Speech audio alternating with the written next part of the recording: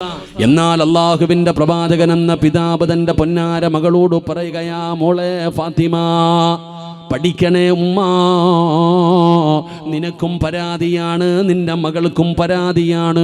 ഭർത്താവിൻ്റെ വീട്ടിലെ കഷ്ടപ്പാടാണ്, ജോലിയാണ്, തുണി കഴുകണം, ചോറ് വെക്കണം അടുപ്പത്ത്, അതാ പാത്രം കഴുകണം, എന്തെല്ലാം കഷ്ടപ്പാടാണ്.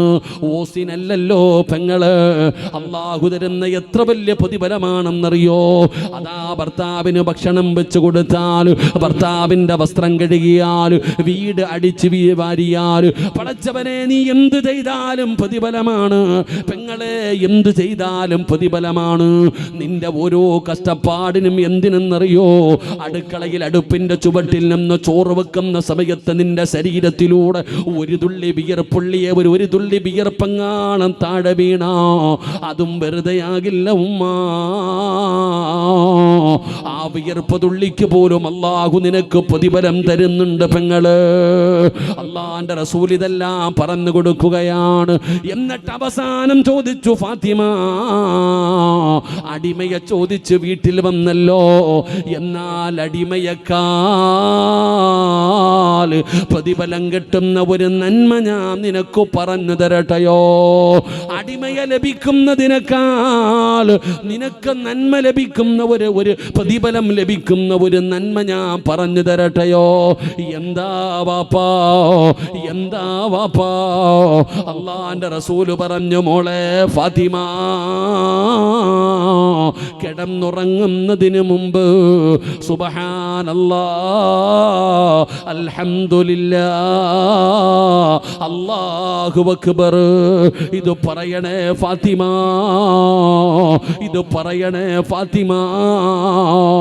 ഒരടിമയെ ലഭിക്കുന്നതിനേക്കാൾ നിനക്ക് പ്രതിഫലമുള്ള കാര്യമാണ് ഉറങ്ങുന്നതിന് മുമ്പ് 33 പ്രാവശ്യം സുബ്ഹാനല്ലാഹ്, 33 പ്രാവശ്യം അൽഹംദുലില്ലാഹ്, 34 പ്രാവശ്യം അല്ലാഹു അക്ബർ. ഈ ദിക്ർ പറ ഫാത്തിമ, ഈ ദിക്ർ പറ ഫാത്തിമ.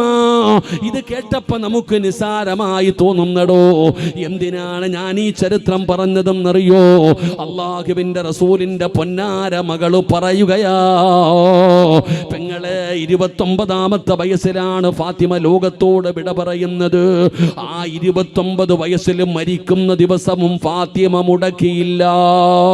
അള്ളാന്റെ റസൂൽ എന്ന് പറഞ്ഞു കൊടുത്ത നന്മ ഫാത്തിമ ബീവി മരിക്കുന്ന ദിവസവും പറഞ്ഞു. പെങ്ങള്, അലിയാര് തങ്ങള് പറയുകയാ, ഫമാ തറക്തുഹാ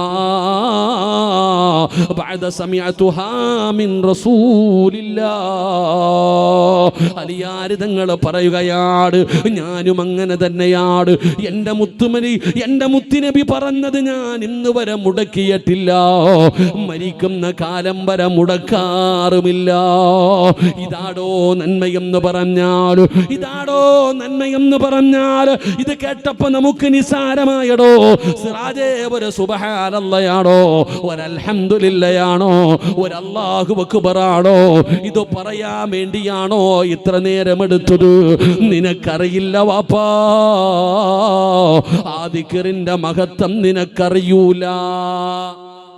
ഫാത്തിമ ബീബി റളിയല്ലാഹു തആലയോട് പറഞ്ഞു, കിടന്നുറങ്ങുന്നതിന് മുമ്പ് സുബ്ഹാനല്ലാഹ്, അൽഹംദുലില്ലാഹ്, അല്ലാഹു അക്ബർ, ഈ ദിക്ർ നീ 33 പ്രാവശ്യം പറഞ്ഞിട്ടേ കിടന്നുറങ്ങാവൂ എന്ന് ആദരവായ പ്രവാചകൻ നബി മുഹമ്മദ് മുസ്തഫ. ഏത് ദിക്ർ? ഏത് ദിക്ർ? സുബ്ഹാനല്ലാഹ്, അൽഹംദുലില്ലാഹ്. അത് പറയാൻ തന്നെ മനസ്സ് വരുന്നില്ല, കാരണം അത്രയ്ക്ക് നിസാരമായി പോയി. നിനക്കാ വാപ്പ നിസാരം. ചെറുപ്പക്കാരൻ, നിനക്കാ ഇത് നിസാരം. ഇതിന്റെ മഹത്വം നിനക്കറിയോ? നബി സല്ലല്ലാഹു അലൈഹി വസല്ലമ തങ്ങളോട് സ്വഹാബത്ത് ചോദിച്ചു, പാവപ്പെട്ടവരായ സഹാബത്ത്, നബിയെ, ഈ പ്രതിഫലം മുഴുവനും ഈ പണക്കാർ കൊണ്ടുപോകുന്നു. അവർ ഹജ്ജിന് പോകുന്നു, അവർ വർഷാവർഷം ഹജ്ജിന് പോകുന്നു, തോന്നുമ്പോൾ ഉംറയ്ക്ക് പോകുന്നു, സക്കാത്ത് കൊടുക്കുന്നു, അള്ളാന്റെ ദീനിന് സമ്പത്ത് വാരിക്കോരി കൊടുക്കുന്നു. നമ്മുടെ കയ്യിലൊന്നുമില്ല നബിയെ, നിങ്ങൾ പാവപ്പെട്ടവരാ, ഹജ്ജും ഉംറയൊക്കെ നമുക്കിങ്ങനെ സ്വപ്നം കാണാനല്ലേ പറ്റൂ. അപ്പം നബിതങ്ങളോട് സങ്കടം പറഞ്ഞപ്പോൾ അള്ളാന്റെ റസൂൽ സല്ലല്ലാഹു അലൈഹി വസല്ലമ തങ്ങൾ ചോദിച്ചു, ഹജ്ജിന്റെ കൂലി കിട്ടുന്ന ഒരു നന്മ ഞാൻ പറഞ്ഞു തരട്ടെ? നബിതങ്ങൾ ചോദിക്കുക, ഹജ്ജിന്റെ കൂലി കിട്ടുന്ന ഒരു നന്മ ഞാൻ പറഞ്ഞു തരട്ടെ? സഹാബത്ത് ചോദിച്ചു, എന്താണെന്ന്? അള്ളാഹു നമുക്ക് ഈമാൻ തരുമാറാകട്ടെ. ഹജ്ജിൻ്റെ കൂലി കിട്ടുന്ന ഒരു നന്മ ഞാൻ പറഞ്ഞു തരട്ടെ? വേണോ വേണ്ടേ? വിശക്കുന്നവന് വല്ലതും കൊടുത്തിട്ടേ കാര്യമുള്ളൂ. മന്തി ബിരിയാണി തിന്നിട്ടിരിക്കുന്നവന് കൊടുത്തിട്ട് കാര്യമില്ല. വേണോ വേണ്ടേ? വേണോ വേണ്ടേ? ഹജ്ജിൻ്റെ മക്കത്ത് ചെന്ന് ഹജ്ജ് ചെയ്ത കൂലി കിട്ടുന്ന ഒരു നന്മ, നിസ്കാരം കഴിഞ്ഞിട്ട് നിസ്കാര പായിലിരുന്നിട്ട് സുബ്ഹാനല്ലാഹ്, അൽഹംദുലില്ലാ, അല്ലാഹു അക്ബർ, ഈ 3 ദിക്റ് പറഞ്ഞാൽ മതി, ഹജ്ജിൻ്റെ കൂലി കിട്ടുമെന്ന് ആദരവായ പ്രവാചകൻ നബി മുഹമ്മദ് മുസ്തഫ. സഹീഹ് മുസ്ലിമിൽ ഈ ഹദീസ് ഉണ്ട്.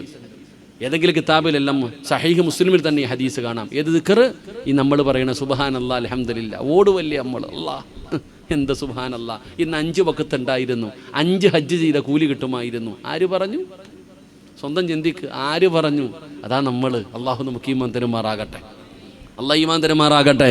എടോ, നന്മ നമുക്ക് ചെറുതും വലുതും നമ്മൾ നിസ്സാരമായി നമ്മളെ കാണാ. അള്ളാഹുവിൻ്റെ മുമ്പിൽ എത്രത്തോളം പ്രതിഫലം കിട്ടുന്ന ഒരു ദിക്റാണ്. അതുകൊണ്ട് സഹോദരാ, നമുക്കുമൊന്ന് മത്സരിക്കാമടോ. പടച്ചവനെ, അള്ളാഹുവിൻ്റെ റസൂൽ അവിടെന്ന് പറഞ്ഞ ഒരു നന്മയാണല്ലോ. അതുകൊണ്ട് ഇൻഷാ അല്ലാഹ് ഉസ്താദേ, ഇന്ന് വഅദ് കഴിഞ്ഞ് തിരിച്ച് വീട്ടിൽ ചെന്നു, എല്ലാ ജോലിയും കഴിഞ്ഞു, കിടന്നുറങ്ങാൻ ബെഡ്റൂമിൽ കട്ടിലിൻ്റെ അകത്ത് വന്നിരിക്കുമ്പോ അല്ലാഹ് സഹോദരാ, എന്നും പറയണമെന്ന് ഞാൻ പറയുന്നില്ല. നീ മരിക്കുന്ന കാലം വരെ പറയാ ഞാൻ പറയുന്നില്ല. ഇന്നത്തെ ഒരു രാത്രിയെങ്കിലും ഇൻഷാ അല്ലാഹ് ഉറങ്ങുന്നതിന് മുമ്പ് സുബ്ഹാനല്ലാഹ്, അൽഹംദുലില്ലാഹ്, അല്ലാഹു അക്ബർ, ഈ 3 ദിക്റ് പറഞ്ഞിട്ട് ഇന്ന് ഞാൻ ഉറങ്ങും ഉസ്താദ്. അതാ അല്ലാഹുവേ,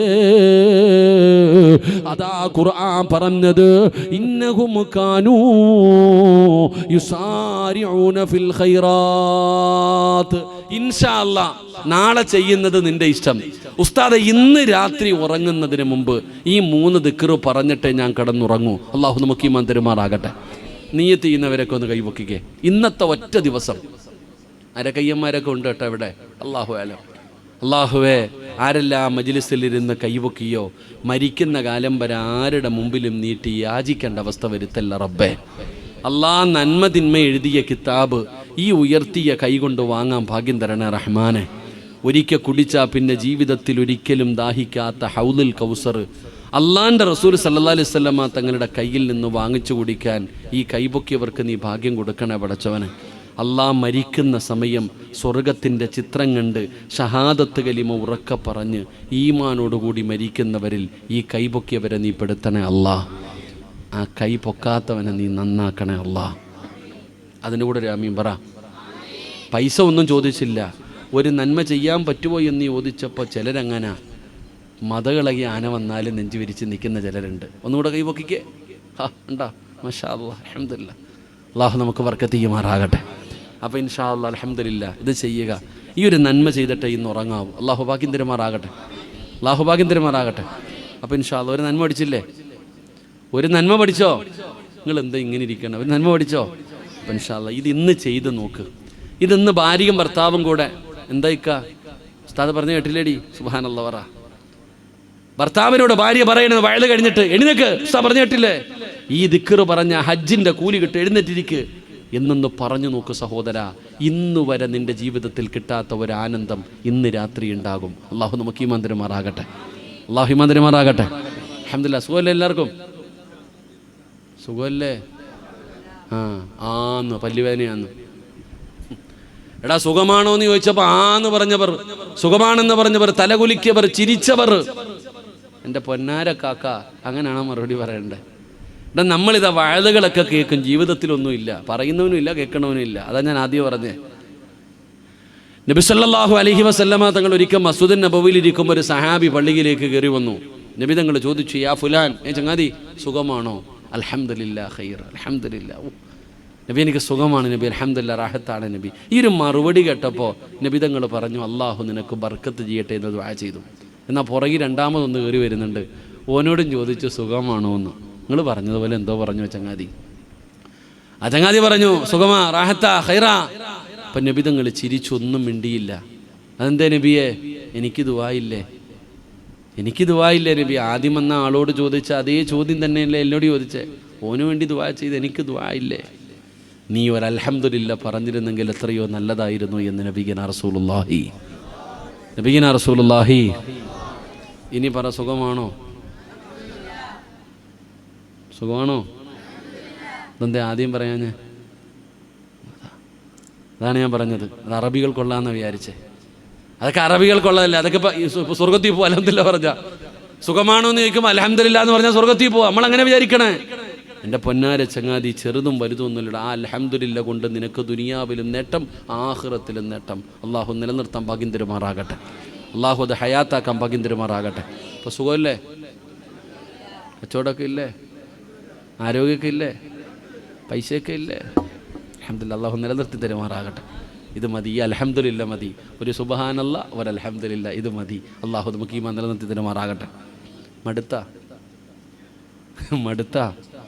നിർത്തണോ? സമയം എന്തായി ഇപ്പോൾ? സമയം എന്താ സാർ?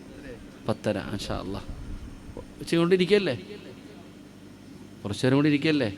മാഷാ അല്ലാഹ്. അപ്പോൾ എനിക്ക് നാളെ രാവിലെ മലപ്പുറത്തൊരു വയലുണ്ട്. നേരെ ഇവിടെ നിന്ന് വണ്ടി അങ്ങോട്ട് പോവാം, വീട്ടിൽ പോകുന്നില്ല. അപ്പോൾ ഇൻഷാ അല്ലാഹ് 11 മണി വരെ അള്ളാഹു ഈമാൻ തരുമാറാകട്ടെ.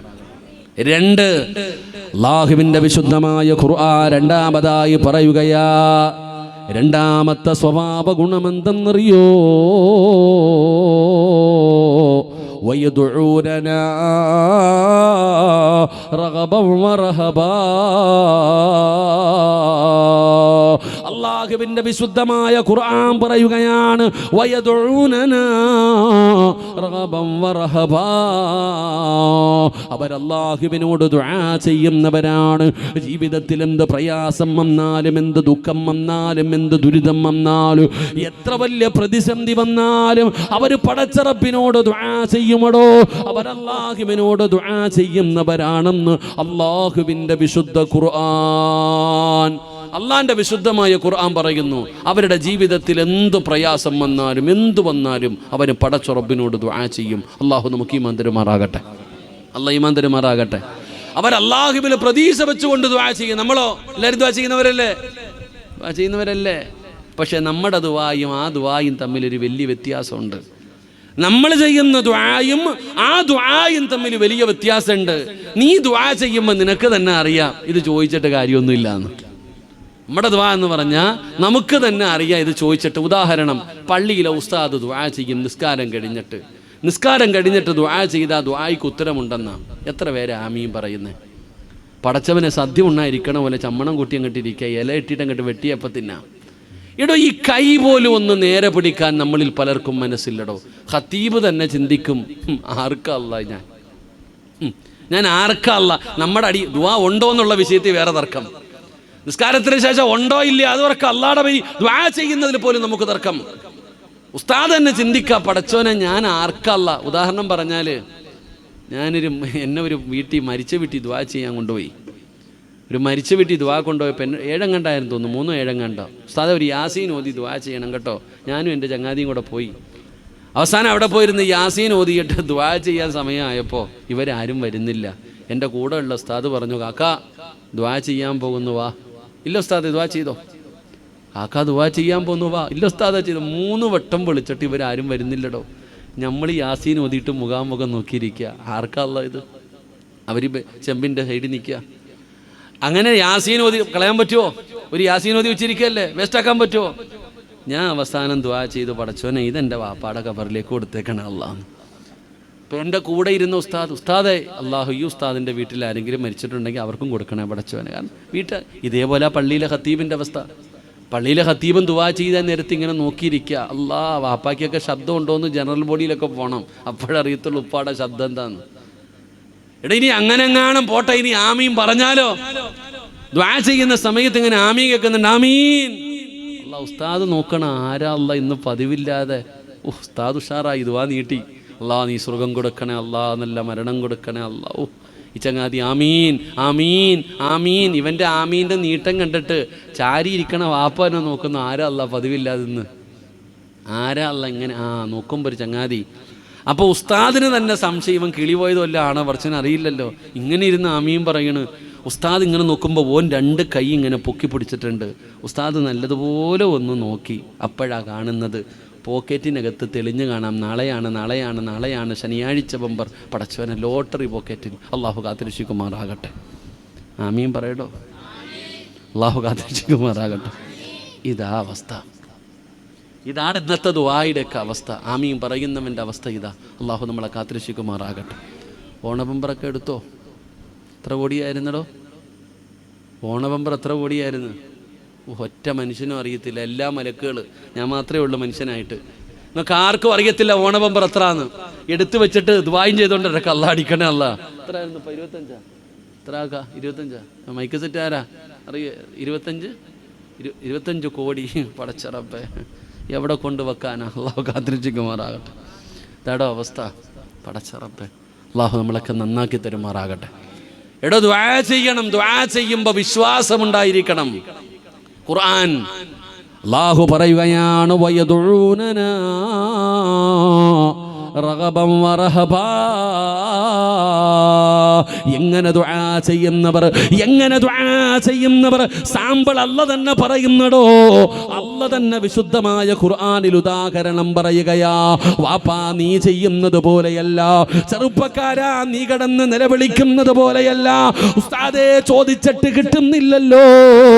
സങ്കടം പറയുന്ന ഉമ്മ എങ്ങനെ ദുആ ചെയ്യണമെന്നറിയോ? നിങ്ങളെല്ലാവരും കടൽ കാണാൻ പോകുന്നവരാണല്ലോ. കരുനാഗപ്പള്ളി ബീച്ചിൽ, കൊല്ലം ബീച്ചിലൊക്കെ പോകുന്നവരാണല്ലോ. സഹോദരാ, നിങ്ങൾക്ക് വെള്ളത്തെക്കുറിച്ച് അറിയുമല്ലോ.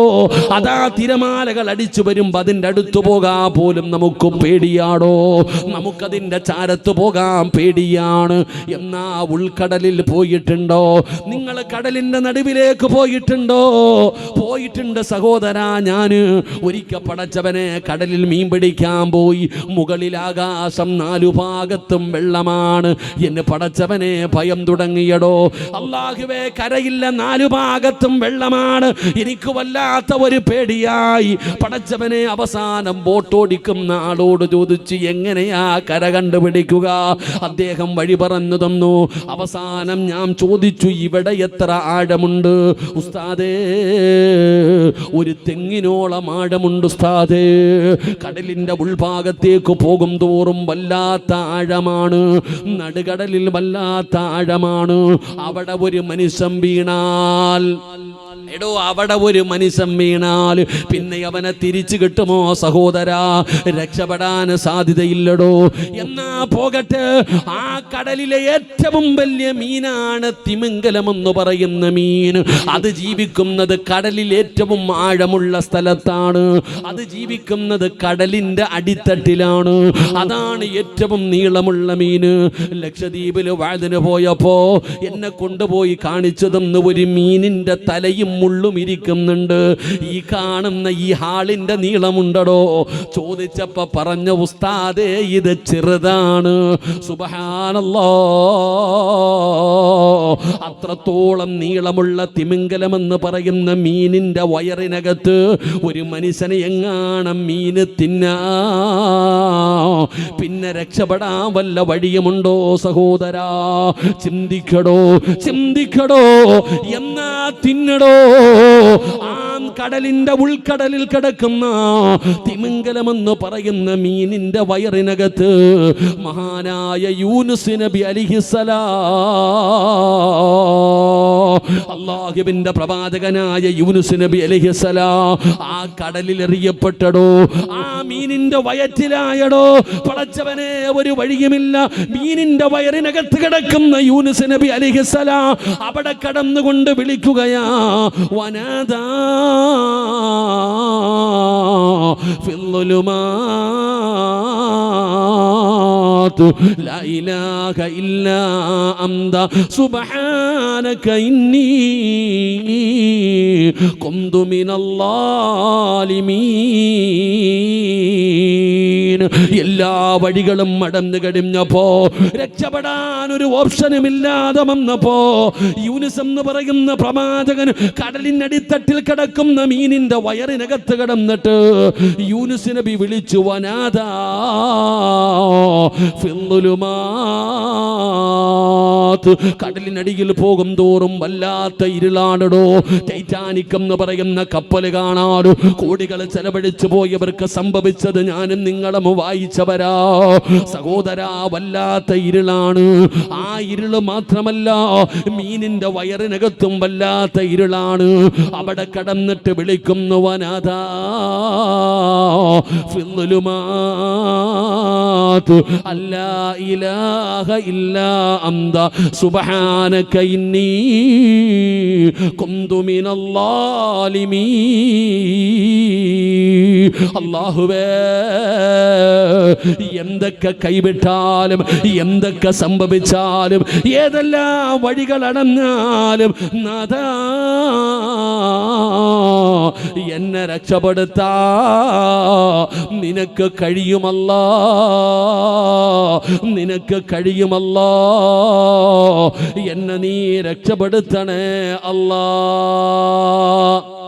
അല്ല തന്നെ പറയുന്നുണ്ട്, യൂനുസ് എങ്ങാണ് അങ്ങനെ ദുആ ചെയ്തില്ലായിരുന്നെങ്കിൽ ഖിയാമത്ത് നാൾ വരെ അവിടെ കിടന്നേനെ. ഇവിടെ യൂനുസ് നബി അലൈഹിസ്സലാം ആ കടലിനടി കിടക്കുന്ന മീനിന്റെ വയറിനകത്ത് കിടന്നപ്പോൾ ഒരൊറ്റ ദുആ അങ്ങോട്ട് ചെയ്തു. ആ ഒരൊറ്റ ദുആ ചെയ്തപ്പോ അല്ലാഹു സുബ്ഹാനഹു വ തആല ദിവസങ്ങൾക്ക് ശേഷം കടലിൽ കിടക്കുന്ന മീന് കരയിൽ കൊണ്ടുവന്ന് ജീവനോടെ യൂനുസ് നബിയെ കക്കിയിട്ടിട്ട് പോയടോ. അല്ലാഹു ഈമാൻ തരുമാറാകട്ടെ, അല്ലാഹു ഈമാൻ തരുമാറാകട്ടെ. ഇങ്ങനെ ഒരു ദുആ നമ്മൾ ആരെങ്കിലും ജീവിതത്തിൽ ചെയ്തിട്ടുണ്ടോ? ഇതാണ് ദുആ. ഇതിനാണ് ദുആ എന്ന് പറയുന്നത്. അല്ലാതെ നമ്മുടെ ദുആ അല്ല. നമ്മൾ ഷോ കാണിക്കുക. ദുആ എന്ന് പറഞ്ഞാൽ അത്രത്തോളം എൻ്റെ റബ്ബ് ഞാൻ ചോദിച്ചാൽ തരുമെന്നുള്ള വിശ്വാസം ഉണ്ടാകണം നമുക്ക്. നമ്മുടെ ഈ ഉമ്മത്തിനെ പിടിപെട്ടിരിക്കുന്ന ഏറ്റവും വലിയ നാശം നിരാശയാണ്. നിരാശ. ജീവിതത്തിൽ ഒന്നുമില്ല. ജീവിതത്തിൽ വല്ലാത്ത നിരാശയാണ് നമുക്ക്. രോഗങ്ങൾ, ദുരിതങ്ങൾ, പ്രയാസങ്ങൾ. മക്കളില്ല ഉസ്താദെ, 8 കൊല്ലമായി മക്കളില്ല, 10 കൊല്ലമായി മക്കളില്ല. കഴിഞ്ഞു ഉസ്താദെ, കഴിഞ്ഞു. ഇനി പ്രസവിക്കൂല, പോയില്ലേ. 40 35 വയസ്സായി, 40 വയസ്സായി, ഇനി മക്കളുണ്ടാകില്ല. ഈ ഉമ്മത്തിന് പിടിപെട്ടിരിക്കുന്ന ഏറ്റവും ആരാ പറഞ്ഞ 30 വയസ്സ് 40 വയസ്സുള്ള പെണ്ണ് പ്രസവിക്കൂല എന്ന് ആരാ നിന്നോട് പറഞ്ഞേ? 40 50 60 എത്ര വയസ്സാകട്ടെ, ഈ വയസ്സ് പ്രസവത്തിനൊരു തടസ്സമാണെന്ന് ആരാ പറഞ്ഞേ? അതാരെങ്കിലൊക്കെ പറയുന്നത് കേട്ടിട്ട് നമ്മളിങ്ങനെ നിരാശയോടെ ഇനി ഉണ്ടാകില്ല ഉസ്താദെ, കഴിഞ്ഞു. ഇങ്ങനെ ഭാര്യയും ഭർത്താവും കണ്ട മരുന്ന് മുഴുവനും കഴിച്ചിട്ട് ഇങ്ങനെ നടക്കുക ഇറച്ചിക്കോഴിയെ പോലെ. അള്ളാഹു കാത്തിരക്ഷിക്കുമാറാകട്ടെ. എൻ്റെ പ്രിയപ്പെട്ട സഹോദര, നിരാശ ജീവിതത്തിൽ പാടില്ല. അത് വൻപാവാ. നിരാശ എന്താ? നിനക്ക് എന്താ അള്ളാഹ്ക്ക് തരാൻ പറ്റൂലേ? അള്ളാഹ്ക്ക് വിചാരിച്ച എന്താ? നിനക്ക് മക്കളെ തന്നൂടെ, നിനക്ക് വീട് തന്നൂടെ, നിന്റെ രോഗം മാറ്റിക്കൂടെ, നിനക്ക് സമ്പത്ത് തരാൻ എന്താ അള്ളാഹ്ക്ക് കഴിയാഞ്ഞിട്ടാ?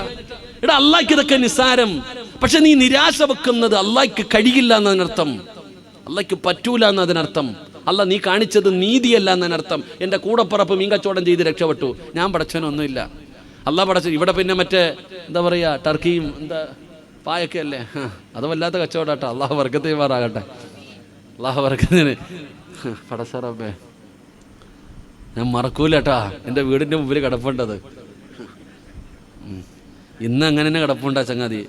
എന്തായാലും ഓൻ പറഞ്ഞ് ശരിയാ. 8 കൊല്ലം 9 കൊല്ലം ഉണ്ടായി അങ്ങനെ തന്നെ കിടപ്പുണ്ടത് കേട്ടാ. അത് അഴിച്ചു മാറ്റാതെ അത് എത്ര നശിച്ചു അകിരടക്കട്ടെ, അവിടെ ഇട്ടേക്ക വാശി എന്ന രീതിയിൽ. എടാ, അള്ളാഹു അങ്ങ് ജയിച്ച് രക്ഷപ്പെട്ടവരുണ്ടോ? മെത്ത കച്ചവടം നടത്തുന്നവരില്ലേ? എന്താ അല്ലാ അവന് മാത്രം കൊടുത്ത് എനിക്ക് തന്നില്ലല്ലോ അല്ലാ, നീ കാണിച്ച ശരിയല്ല അല്ലാ എന്നാ പറഞ്ഞതിനർത്ഥം. എന്നാ സഹോദരൻ, അങ്ങനല്ല. നിരാശ പാടില്ല. മക്കളില്ലാത്തവരോട് ഞാൻ പറയാ, നിങ്ങൾക്ക് എന്തേ നിങ്ങൾ അല്ലാഹുവിനോട് ദുആ ചെയ്യാത്തത്? എൻ്റെ പ്രിയപ്പെട്ട പെങ്ങളെ, അതാ ബൈത്തുൽ മുഖദ്ദസ് എന്ന് പറയുന്ന ഫലസ്തീനിലെ പള്ളിയുണ്ടല്ലോ, ആ ബൈത്തുൽ മുഖദ്ദസിന്റെ മിഹ്റാബിനകത്ത് അതാ മറിയമെന്ന് പറയുന്ന ഒരു പെൺകുട്ടി വളരുകയാണ്. മറിയമെന്ന് പറയുന്ന ഒരു ചെറിയ പെൺകുട്ടി വളരുകയാ. ആ പെൺകുട്ടിയെ വളർത്തുന്നത് സക്കരിയ നബി അലൈഹിസ്സലാം. അല്ലാഹുവിന്റെ പ്രവാചകനായ സക്കരിയ നബി അലൈഹിസ്സലാം പള്ളിയുടെ മിഹ്റാബിനകത്ത് കടന്നു ചെല്ലുമ്പോ അതാ മറിയമെന്ന് പറയുന്ന ആ പെൺകുട്ടി പഴം കഴിച്ചു കൊണ്ടിരിക്കുകയാണ്. റബ്ബേ, ആ പഴം മഹാനായ സക്കരിയ സക്കരിയ നബി വാങ്ങിച്ചു കൊടുത്ത പഴമല്ല. 2, ആ പഴം പടച്ചവനെ ഫലസ്തീൻ എന്ന് പറയുന്ന രാജ്യത്ത് പോലും കിട്ടാത്ത പഴമാണ് പള്ളിയുടെ മിഹ്റാബിനകത്തിരിക്കുന്ന മറിയം കഴിക്കുന്നത്. സക്കരിയ നബിക്ക് അത്ഭുതമായി. അവിടെ നിന്ന് ചോദിക്കുന്നു, മറിയമേ ഇതെവിടെ നിന്നാ മറിയമേ, ഈ പഴം എവിടെ നിന്നാണ് മറിയമേ? മറിയം ബീബിയുടെ മറുപടി എന്തെന്നറിയോ? ഖാലതു ഹുവ മിൻ ഇൻദില്ലാ, എനിക്കെൻ്റെ റബ്ബ് തന്നതാ, എനിക്കെൻ്റെ റബ്ബ് തന്നതാ. സക്കരിയ നബിയുടെ കണ്ണ് നിറഞ്ഞടോ. പടച്ചവനെ, സീസൺ അല്ലാത്ത സമയത്ത് പഴം കൊടുക്കാൻ അല്ലാഹുവിന് കഴിവുണ്ടല്ലോ. നാട്ടിൽ പോലും രാജ്യത്ത് പോലും കിട്ടാത്ത പഴം അല്ലാഹുവിന് കൊടുക്കാൻ കഴിയുമല്ലോ. വാപ്പാ, സക്കരിയ നബിക്ക് മക്കളില്ലായിരുന്നു. വാപ്പാ ഒരുപാട് പ്രായമായി, കല്യാണം കഴിഞ്ഞ് ഒരുപാട് കൊല്ലമായി. സക്കരിയ നബി വൃദ്ധനായി, 100 വയസ്സിൽ പുറത്ത് കഴിഞ്ഞിരിക്കുകയാണ്. പടച്ചവരെ, ഒരുപാട് വയസ്സായി, രോഗങ്ങളുണ്ട്, ബുദ്ധിമുട്ടുണ്ട്, പ്രയാസങ്ങളുണ്ട്.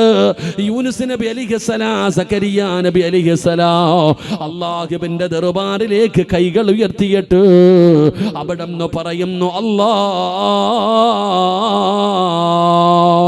പടച്ചവനെ, എനിക്ക് പ്രായമായല്ലോ, ഒരുപാട് രോഗങ്ങളുണ്ട് റബ്ബേ, എൻ്റെ എല്ലിൽ നിന്ന് മാംസം വിട്ട് കഴിഞ്ഞു അല്ലാ, എനിക്ക് മക്കളില്ല തമ്പുരാന്, എനിക്ക് മക്കളില്ല തമ്പുരാന്, ഉണ്ടാകാൻ സാധ്യതയില്ല പടച്ചവന്, എനിക്ക് പ്രായമായി റബ്ബ്, എനിക്ക് പ്രായമായി റബ്ബ്, ഒരുപാട് തടസ്സങ്ങളും പ്രയാസങ്ങളും എനിക്കുണ്ട് തമ്പുരാന്, എനിക്ക് മക്കളുണ്ടാകാൻ ചാൻസ് ഇല്ല. അതുമാത്രമല്ല, വകാനത് ഇംറഅതി ആഖിറാ, എൻ്റെ ഭാര്യയ്ക്കും പ്രായമായി പടച്ചവന്. പെങ്ങളെ, 50 കഴിഞ്ഞ 50 വയസ്സ് കഴിഞ്ഞ പെണ്ണുങ്ങളുടെ മെൻസസ് പോലും നിലയ്ക്കുമല്ലോ. 50, 55 വയസ്സൊക്കെ ആകുമ്പോ പെണ്ണുങ്ങളുടെ മെൻസസ് പോലും നിലയ്ക്കുമടോ. ആ മെൻസസ് നിലച്ച പെണ്ണിന് മക്കളുണ്ടാകാൻ സാധ്യതയില്ല. സക്കരിയ നബി പറയുകയാണ്, എൻ്റെ ഭാര്യയ്ക്ക് 99 വയസ്സോളം അടുത്തിരിക്കുന്ന പടച്ചവന്, അവള് വൃദ്ധയാ അല്ലാ. പടച്ചവനെ, ഞങ്ങൾക്ക് 2 പേർക്കും മക്കളില്ല അല്ലാ, ഒരുപാട് തടസ്സങ്ങളുണ്ട് റബ്ബേ, പക്ഷേ നിനക്ക് പവറുണ്ട് അല്ലാ, നിനക്ക് കഴിയുമല്ലാ, ഞങ്ങൾക്കൊരു മകനെ തരാ, നിനക്ക് കഴിയുമല്ലാ, എനിക്കൊരു പൊന്നുമോനെ വേണമല്ലാ. 120ഓളം വയസ്സ് പ്രായമുണ്ടെന്ന് പറ. സക്കരിയ നബി അലൈഹി സ്വലാമിന്റെ വയസ്സ് ഏകദേശം 120ഓളം വയസ്സ് പ്രായമുണ്ടല്ലേ. 100 വയസ്സ് കഴിഞ്ഞു. ഭാര്യക്ക് 99 വയസ്സ്. പറ, മക്കളുണ്ടാകോ? മക്കളുണ്ടാകാൻ വല്ല സാധ്യതയുണ്ടോ? ഇന്നത്തെ ഡോക്ടർമാരൊക്കെ പറയുന്ന കണക്കനുസരിച്ച് പറ, വല്ല ചാൻസും ഉണ്ടോ? ഒരു ചാൻസും ഇല്ല. അപ്പോഴാ സക്കരിയ നബി അള്ളാഹിനോട് പറഞ്ഞു, കാര്യങ്ങൾ ഇങ്ങനെയൊക്കെ തന്നെ പടച്ചവനെ, എന്നാലും നിനക്ക് കഴിയും, എനിക്കൊരു മോനെ വേണം, എനിക്കൊരു മോനെ വേണം പടച്ചവനെ. വീട്ടിൽ ചെന്നിട്ട് ഭാര്യയോട് പറഞ്ഞു, നീ പ്രസവിക്കുമെന്ന്. ഞാനും ഈ കിളവിയായ ഞാനോ? അള്ളാഹ് കൊടുത്തടോ സക്കരിയ നബിക്ക് യഹ്യ എന്ന് പറയുന്ന ഒരു പൊന്നുമോനെ. അള്ളാഹു ഈമാൻ നൽകുമാറാകട്ടെ, അള്ളാഹ് ഈമാൻ നൽകുമാറാകട്ടെ. ആ വയസ്സാം കാലത്ത് റബ്ബിനോട് ദുആ ചെയ്തപ്പോൾ അള്ളാഹു കൊടുത്ത മകനാ മഹാനായ യഹ്യ നബി അലൈഹിസ്സലാം. ഇതാ ദുആ, ഇതാണ് ദുആ. ഈ മക്കളില്ലാത്ത ആരെങ്കിലും ഇങ്ങനെ ചെയ്തിട്ടുണ്ടോ? അല്ലെങ്കിൽ പ്രയാസമുള്ള നമ്മൾ ആരെങ്കിലും ജീവിതത്തിൽ എന്തെങ്കിലും പ്രയാസം വരുമ്പോൾ, ദുഃഖം വരുമ്പോൾ ദുആ ചെയ്തിട്ടുണ്ടോ? ഇല്ല. ഇതാണ് അള്ളാഹുവിലുള്ള വിശ്വാസം. അള്ളാഹു നമുക്ക് ഈമാൻ തരുമാറാകട്ടെ. കണ്ട മരുന്നെല്ലാം കഴിച്ചു, അവിടെ ഉണ്ട് ഇവിടെ ഉണ്ട് അവിടെ ഉണ്ട് ഇവിടെ ഉണ്ടെന്ന് പറഞ്ഞപ്പോൾ എല്ലാ ഹോസ്പിറ്റലിലും പോയി മക്കളുണ്ടാക്കാൻ. എന്നാൽ അള്ള പറഞ്ഞ മരുന്ന് ഇതുവരെ കഴിച്ചിട്ടുണ്ടോ? പാപ്പ ഖുർആനില്ലാത്ത ഏതെങ്കിലും മരുന്നുണ്ടോ? എല്ലാത്തിനും പരിഹാരം ഖുർആൻ. അള്ളാൻ്റെ ഖുർആനിൽ മരുന്നില്ലാത്ത ഒന്നുമില്ലടോ ദുനിയാവിൽ. എന്തിനും മരുന്നുണ്ട് ഖുർആൻ. മക്കളില്ലാത്തവർക്ക് ഖുർആനിൽ മരുന്നുണ്ട്, കച്ചവടം ഇല്ലാത്തവന് ഖുർആനിൽ മരുന്നുണ്ട്, എല്ലാത്തിനും ഖുർആനിൽ മരുന്നുണ്ട്. അള്ളാഹു പഠിക്കാൻ ഭാഗ്യം തരുമാറാകട്ടെ. മഹാനായ ഹസൻ ബസ്രി റളിയല്ലാഹു തആല മഹാനവറുകൾ കുട്ടികൾക്ക് കിതാബ് എടുത്തുകൊണ്ടിരിക്കുമ്പോൾ ഒരാൾ വന്നിട്ട് പറഞ്ഞു, തങ്ങളെ വെള്ളമില്ല, വല്ലാത്ത ക്ഷാമമാണ്, കുടിക്കാൻ പോലും വെള്ളമില്ല, മഴയില്ല, ബുദ്ധിമുട്ടാണ്. ദുആ ചെയ്യണം തങ്ങളെ, ഒരു പരിഹാരം പറയണം. വെള്ളമില്ല അല്ലേ? അസ്തഗ്ഫിറുല്ലാഹൽ അലീം പറഞ്ഞു. അസ്തഗ്ഫിറുല്ലാഹൽ അലീം പറഞ്ഞു. ഓനെ പറഞ്ഞു വിട്ടു. രണ്ടാമതൊരാൾ വന്നു. തങ്ങളെ കച്ചവടമൊക്കെ ആകെ ബുദ്ധിമുട്ടിലും പ്രയാസത്തിലാണ്, വല്ലാത്ത പ്രയാസത്തിലാണ് തങ്ങളെ, ഒരു വഴി പറഞ്ഞു തരണം. അസ്തഗ്ഫിറുല്ല പറഞ്ഞു. മൂന്നാമതൊരാൾ വന്നു. തങ്ങളെ മക്കളില്ല, കല്യാണം കഴിഞ്ഞ് ഒരുപാട് കൊല്ലമായി, മക്കളില്ല ഇല്ലേ? അസ്തഗ്ഫിറുല്ല പറഞ്ഞു. അപ്പോൾ ശിഷ്യന്മാർ കിളി പോയതുപോലെ ഇരിക്കുക. ഇതെന്താ ഇപ്പം എല്ലാത്തിനും ഒരു മരുന്ന് തന്നെ. നമ്മൾ ചിലപ്പോൾ പണ്ടൊക്കെ പറയാറുണ്ട്, ഹോസ്പിറ്റലിൽ പോകുമ്പോൾ ഒരു ഡബ്ബയ്ക്കകത്തുനിന്ന് എല്ലാത്തിനും വാരിത്തരും വർക്കത്തിന് എന്ന് പറഞ്ഞ പോലെ. ഉസ്താദ് പറഞ്ഞത് എല്ലാവരോടും അസ്തഗ്ഫിറുല്ല, മക്കളില്ല എന്ന് പറഞ്ഞവനോടും, കച്ചവടത്തിൽ ബറക്കത്ത് വേണമെന്ന് പറഞ്ഞവനോടും, വെള്ളം വേണമെന്ന് പറഞ്ഞു എല്ലാവരോടും അസ്തഗ്ഫിറുല്ല പറഞ്ഞേ. അപ്പോൾ കുട്ടികൾ നമ്മളെപ്പോലെ, ഇന്നത്തെ കുട്ടികളെ പോലെയല്ല. ഉസ്താദിനോട് ചോദിച്ചത്, എന്താ ഉസ്താദ് എല്ലാത്തിനും ഒരേ മരുന്നെന്ന്. അപ്പോഴാ പറഞ്ഞത്, ഞാൻ പറഞ്ഞതല്ല മോനെ, അല്ല പറഞ്ഞതാ. ഫഖുൽതു അസ്തഗ്ഫിറൂ റബ്ബക്കും ഇന്നഹു കാന ഗഫാറാ യുർസിലിസ് സമാഅ അലൈക്കും മിദ്റാറാ വയുംദിദുകും ബിഅംവാലിൻ വബനീൻ വയജ്അൽ ലക്കും ജന്നാത്തിൻ വയജ്അൽ ലക്കും അൻഹാറാ. അല്ലയാ പറഞ്ഞ ഈ മരുന്ന്. മക്കളില്ലേ? അസ്തഗ്ഫിറുല്ല പറ. കച്ചവടത്തിൽ നീ അടുത്തവൻ്റെ കടയിൽ നോക്കിയിട്ട് പടച്ചോനെ അവൻ എത്തിയങ്ങാനിലാവണേന്ന് പറഞ്ഞുകൊണ്ടിരിക്കുന്ന സമയത്ത് അസ്തഗ്ഫിറുല്ല എന്ന് പറഞ്ഞാൽ നിനക്ക് ബർക്കത്തുണ്ടാകും. സഹോദര, വെള്ളമില്ലേ? കിണറ്റിൽ വെള്ളമില്ലേ? ബുദ്ധിമുട്ടാണോ? അസ്തഗ്ഫിറുല്ല പറ. അള്ളാഹുവിൻ്റെ വിശുദ്ധ ഖുർആൻ. അള്ളാഹു ഈമാൻ തരുമാറാകട്ടെ.